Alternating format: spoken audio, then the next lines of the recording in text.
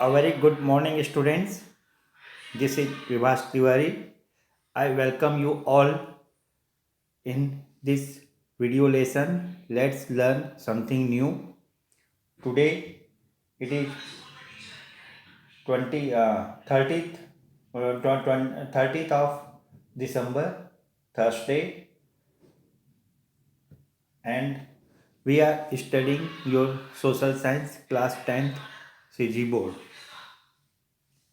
Sorry, it is 29th of December, Wednesday, and this is the fifth part of this video lesson. In the part first to fourth part we have studied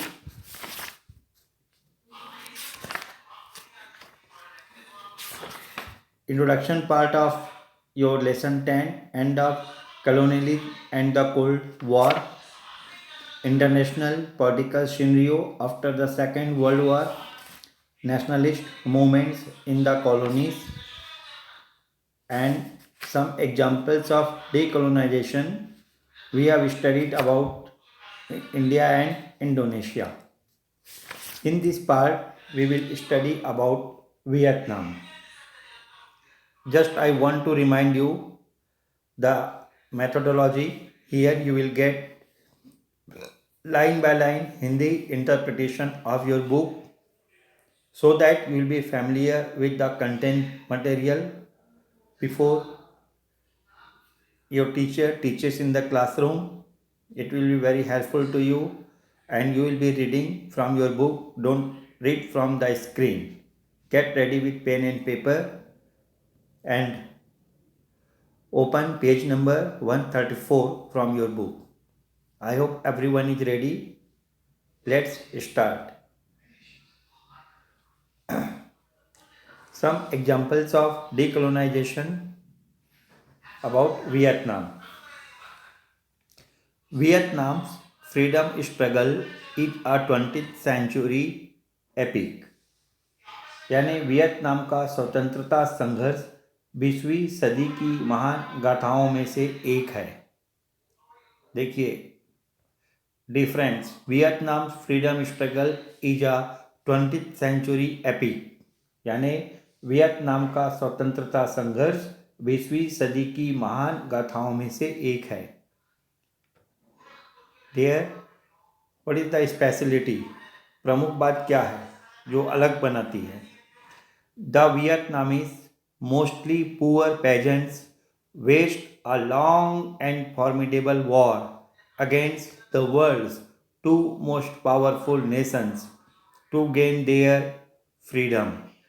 Vietnam के लोगों ने, जो मुख्यतः गरीब किसान थे, विश्व के सबसे शक्तिशाली देशों से अत्यंत भयावह युद्ध लड़कर स्वतंत्रता हासिल की थी. Vietnam along with its neighboring countries Laos and Cambodia were French colonies. Vietnam और उसके पड़ोसी देश लाओस और कंबोडिया फ्रांस के उपनिवेश थे. यानी 3 देश हो गए, वियतनाम, लाओस और कंबोडिया फ्रांस के उपनिवेश थे. France treated its 3 colonies as a source of food, grain and other raw materials, forcing the peasants to grow crops for the international markets. France ने उन्हें अनाज और अन्य कच्चा माल स्रोत के रूप में देखा और किसानों पर दबाव डाला कि वे बाजार के लिए अनाज उगाए.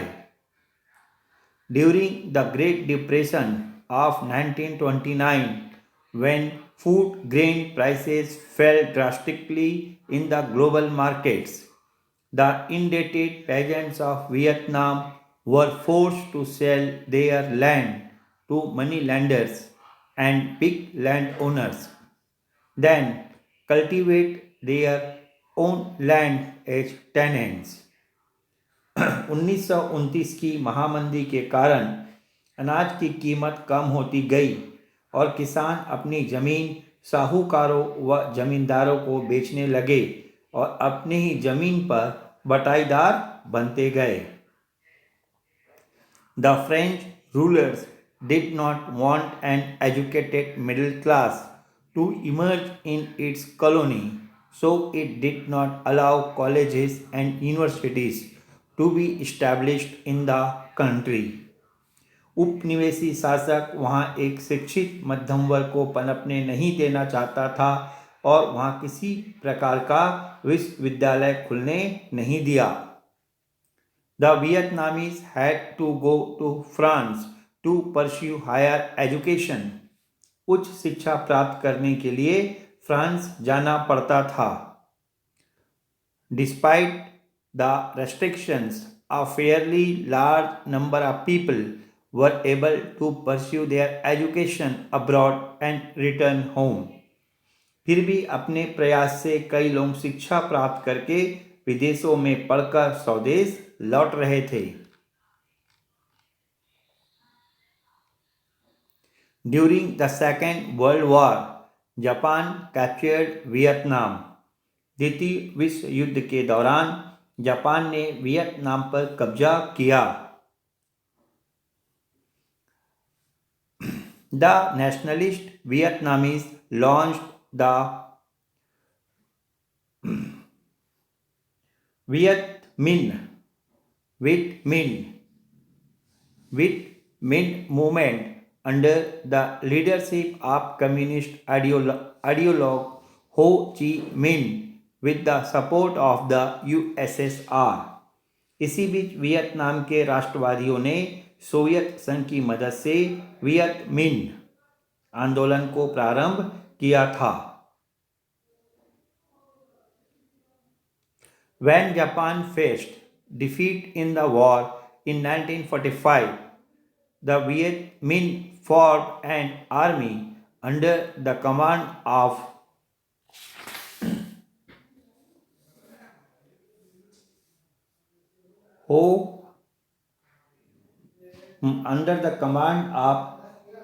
Ho Dig Gap to capture power in Hanoi, the capital of French colony. और 1945 में जापान को हारते देखकर उन्होंने अपनी सेना बनाकर उत्तरी Vietnam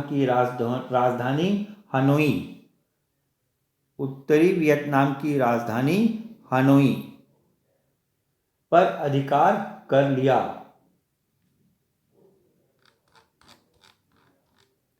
After the war, France wanted to re-establish its control over Vietnam, so it tried to install a puppet government that could act under its direction. अब जैसे मैंने बताया कि 1945 में जापान को हारते देखकर उन्होंने अपनी सेना बनाकर उत्तरी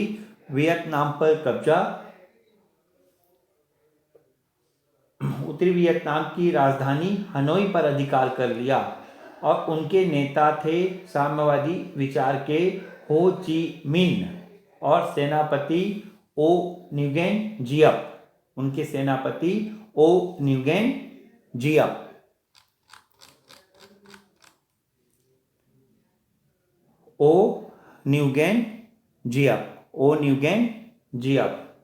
अब 1945 में हो ची मिन्ह ने स्वतंत्र वियतनामी गणतंत्र की घोषणा की, लेकिन युद्ध के बाद फ्रांस फिर से अपनी हुकूमत जमाना चाहता था और उसने प्रयास किया कि वियतनाम में उनकी इच्छा अनुसार चलने वाले शासक हो। The French army defeated Ho Chi Minh and drove him to seek refuge in the forest and mountains. उन्होंने हो ची मिन्ह को खदेड़कर पहाड़ों व जंगलों में जाने पर विवश किया। But in May 1954, General Giap. General Giap defeated the formidable French army using a clever strategy, forcing it to surrender. लेकिन मई 1945 को वियतनामी सेनापति जियप ने बहुत ही चतुर रणनीति अपनाकर विशाल फ्रांसीसी सेना को हराकर आत्मसमर्पण करने पर मजबूर किया। After this humiliating defeat, French decided to relinquish power in all its colonies. इस करारी हार के कारण फ्रांस ने वियतनाम और पड़ोसी देशों से हटने का निर्णय लिया। But America was concerned about the growing influence of the communists in the region, so it decided to intervene. लेकिन इसी बीच संयुक्त राज्य अमेरिका ने इस क्षेत्र में साम्यवाद के बढ़ते प्रभाव को देखकर निर्णय लिया कि वह फ्रांस की जगह लेगा और वियतनाम में उसके एक कठपुतली शासक को स्थापित करेगा। Taking over from France, it installed a puppet government in South Vietnam. जैसे मैंने बताया कि अमेरिका ने इस क्षेत्र में साम्यवाद के बढ़ते प्रभाव को देखकर निर्णय लिया कि वह फ्रांस की जगह लेगा और वियतनाम में उसके कठपुतली शासक को स्थापित करेगा। The country was thus bifurcated, with the communists establishing their authority over North Vietnam, with Hanoi as their capital, and a former king becoming the head of the government in America-dominated South Vietnam. Vietnam का विभाजन किया गया और उत्तर Vietnam पर साम्यवादियों का अधिकार हुआ और दक्षिण पर अमेरिकी प्रभाव वाले इलाकों में एक पुराने राजा को शासक बनाया गया।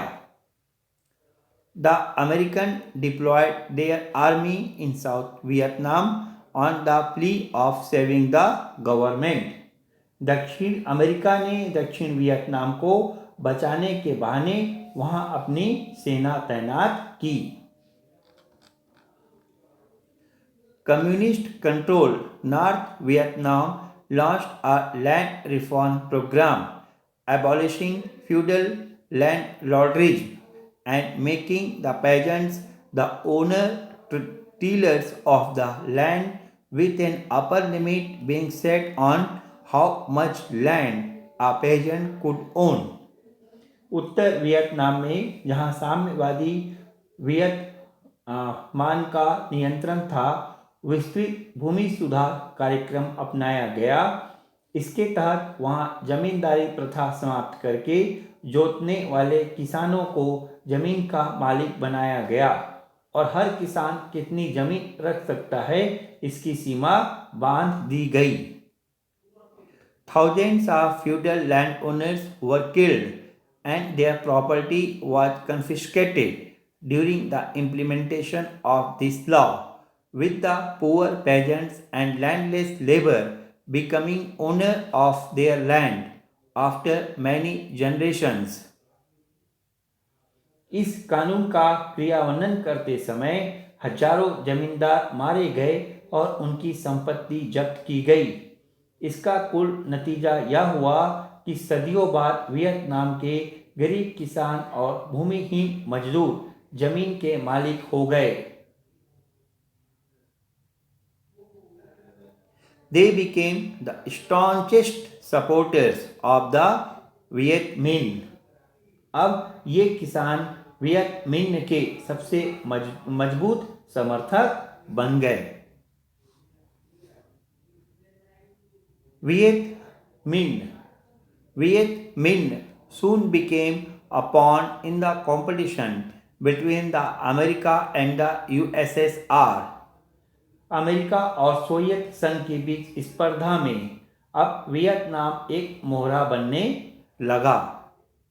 Vietnam America wanted Vietnam. This is America wanted to destroy the Viet Minh and install its client government. America चाहता था कि वियत मिन्ह को हटाकर उसके अधीनस्थ सरकार स्थापित करे. Soviet Russia, on the other hand, gave military aid to the Viet Minh government to combat America on the battlefield. दूसरी ओर सोवियत संघ ने वियत मिन्ह सरकार को सैनिक सहायता दी ताकि वह युद्ध में अमेरिका का सामना कर पाए. The American carpet bombed near North Vietnam using deadly chemical weapons, Agent Orange, that devastated all vegetation over a vast area with not even a blade of grass growing for decades. America ने बर्बरता के साथ उत्तर Vietnam पर बम वर्षा की, यहाँ तक कि उसने एक एजेंट ऑरेंज नामक ऐसे घातक रासायनिक हथियारों का प्रयोग किया जिससे बहुत बड़े क्षेत्र पर दशकों तक घास भी नहीं उग पाई.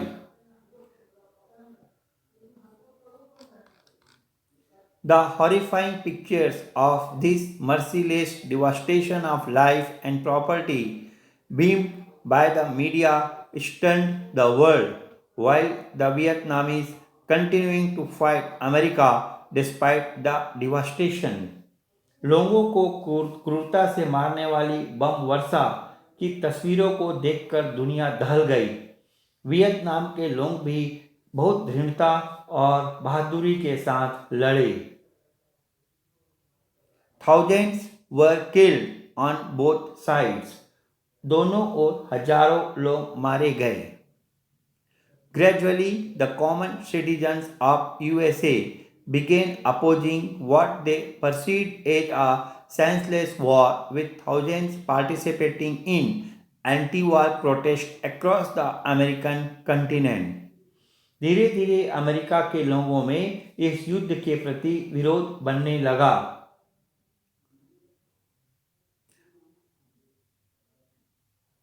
लाखों की तादाद में अमेरिका के लोग वियतनाम युद्ध रोकने के लिए प्रदर्शन करने लगे.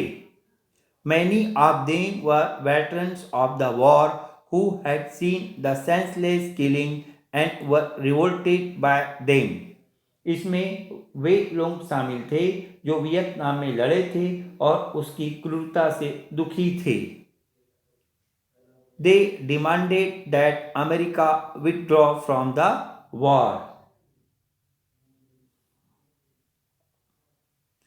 Eventually, in 1974, President Richard Nixon announced the withdrawal of American forces from Vietnam. अब अमेरिका को भी समझ में आने लगा कि वियतनाम युद्ध जीता नहीं जा सकता है. 1974 में अंततः अमेरिका के राष्ट्रपति निक्सन ने घोषणा की कि अमेरिका अपनी सेना वियतनाम से वापस बुला लेगा. The South Vietnamese government could not survive for long without American support, and the two parts of Vietnam merged once more into a unified country on April 30, 1975. America की सहायता के बिना दक्षिणी वियतनाम की सरकार टिक नहीं पाई और 30 अप्रैल 1975 में देश के दोनों भागों का विलय हुआ.